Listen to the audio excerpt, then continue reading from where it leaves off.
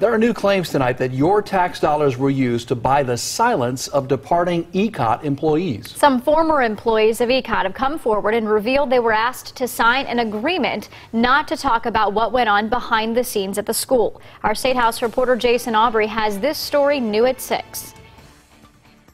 A recent public records request may show how many employees signed that agreement and how much of the state's tax dollars were spent on them. According to Sandy Tice, a member of Ohio's Charter School Accountability Project, at least 6 employees have been offered payment when they left ECOT that came with strings attached. They'd have to sign a non-disclosure agreement that would prevent them from making disparaging remarks about the school or any of its services. There's something really important about making a choice not to sign this agreement. That's Catherine Terser with Common Cause Ohio. She went on to thank the ECOT whistleblower for coming forward.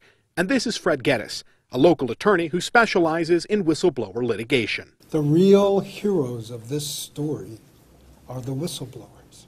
Despite the praise, the ECOT whistleblower remains anonymous out of fear of retaliation.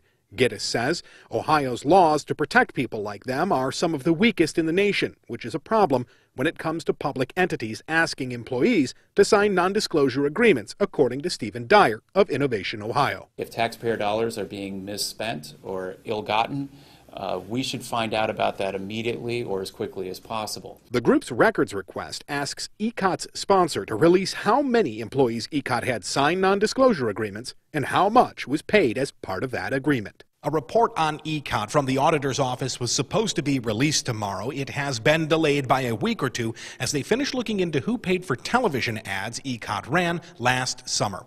At the State House, Jason Aubrey, 2 News, working for you.